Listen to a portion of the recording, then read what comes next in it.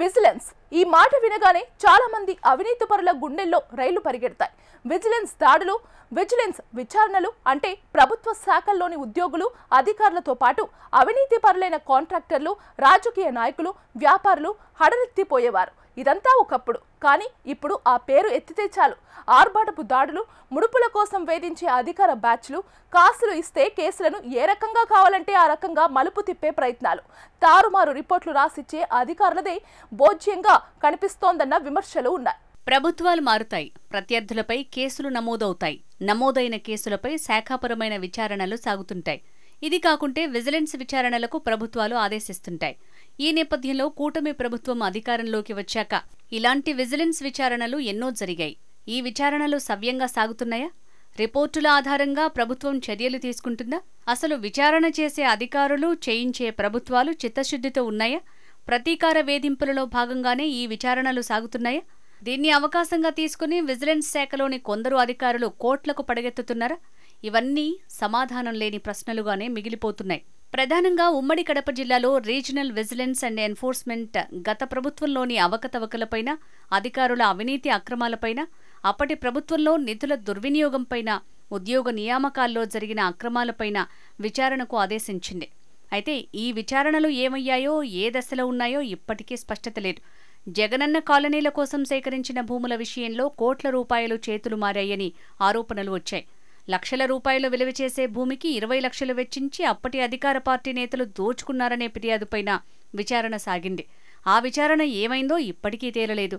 అలాగే ఏపీ ఫైబర్కు సంబంధించిన విజిలెన్స్ విచారణపై కూడా ఇప్పటికీ స్పష్టత లేదు. పులివెందుల అర్బన్ డెవలప్మెంట్ అథారిటీలో కుంభకోణం జరిగిందని వచ్చిన ఆరోపణలపై విచారణ చేశారు. దీనిపైన చర్యలు లేవు. దీంతో పాటు వైసీపీ హయాంలో కడపలోని చింతకొమ్మదిన్నే తహసీల్దార్ కోట్ల రూపాయల భూములను వైసీపీ నేతలు, బినామీ వ్యక్తులకు సహకరించి కోట్ల రూపాయలు సంపాదించారని వారిపై కూడా విచారణ చేశారు. అలాగే మరికొందరు రెవెన్యూ అవినీతి అధికారులపై కూడా ప్రభుత్వం విజిలెన్స్ విచారణకు ఆదేశించింది. ఆ విచారణలు ఏమయ్యాయో కానీ వారిపై ఇంతవరకు చర్యలు లేవు. దీంతో పాటు జరిగిన అక్రమాలు, అక్రమ మైనింగ్, యోగివేమన యూనివర్సిటీతో పాటు ఫైనాన్స్ యూనివర్సిటీలో ఉద్యోగ నియామకాలపై కూడా విచారణ జరిగినట్టు తెలుస్తోంది. అలాగే రిమ్స్లో సదరం సర్టిఫికెట్ల కుంభకోణంపై కూడా విచారణ జరిగింది. ఆప్కోలో జరిగిన కుంభకోణంపై కూడా విచారణ చేశారు. ఈ విచారణలన్నీ ఏమయ్యాయో, ఏ దశలో ఉన్నాయో కూడా తెలియటం లేదు. ఇక్కడ పనిచేసిన రీజనల్ విజిలెన్స్ ఎన్ఫోర్స్మెంట్ అధికారి ఇటీవల రిటైర్ అయ్యారు. ఆయన రిటైర్డ్ అయ్యే ముందు అక్రమాలకు పాల్పడినట్లు ఆరోపణలు, విచారణ ఎదుర్కొన్న అందరి అధికారులతో లాలూచీపడి భారీగా సంపాదించుకుని వెళ్లినట్టు ఆరోపణలున్నాయి. అలాగే విజిలెన్స్లోని చాలా మంది అధికారులు విచ్చలవిడిగా ఎక్కడ పడితే అక్కడ దాడుల పేరుతో కాంట్రాక్టర్లను, వ్యాపారులను, హోటళ్ల నిర్వాహకులను భయపెడుతూ మామూళ్లు వసూలు చేసుకుంటున్నారనే ఆరోపణలు ఉన్నాయి.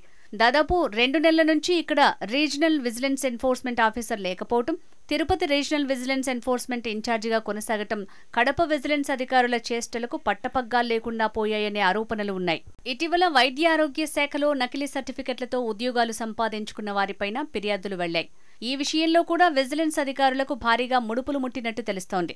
ఈ శాఖలోని కమర్షియల్ ట్యాక్స్ విభాగం వారి అవినీతి అక్రమాలు పతాక స్థాయిలో జరుగుతున్నాయని విమర్శలు బలంగా వినిపిస్తున్నాయి. ఇలా చెప్పుకుంటూ పోతే ఎన్నో కథలు, కథనాలు, ఇంతలా అవినీతి ఆరోపణలు వినిపిస్తున్నా ప్రభుత్వం నుంచి ఎలాంటి చర్యలు కనిపించడం లేదు. విజిలెన్స్ అధికారులకు సంబంధించిన అనుచరులతో సీఎంఓ ఆఫీసుకు ఫిర్యాదు చేయటం, అవినీతిపై విచారణ చేపట్టమని సీఎంఓ ఆఫీసు నుంచి విజిలెన్స్ అధికారులకు ఆదేశాలు అందిన వెంటనే సంబంధిత అధికారి విచారణ పేరుతో భయపెట్టి అందిన కాడికి దోచుకోవటం, చిన్న వ్యాపారుల నుంచి పెద్ద పారిశ్రామికవేత్తల వరకు, చిన్న ఉద్యోగి నుంచి పై స్థాయి అధికారి వరకు విజిలెన్స్ వారికి ముడుపులు ముట్టజెప్పి వారి జేబులను కోట్ల కట్టలతో నింపేస్తున్నారనే ఆరోపణలు కూడా బలంగా వినిపిస్తున్నాయి.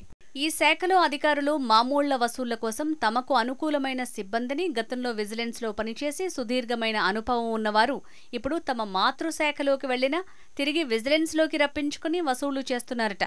ఏదేమైనా అవినీతిని అంతమొందించడానికి విచారణ చేయాల్సిన విజిలెన్స్లో జరుగుతున్న అక్రమాలకు అడ్డుకట్ట వేయాల్సిన అత్యవసర బాధ్యత ప్రభుత్వంపై ఎంతైనా ఉందని చెప్పక తప్పదు.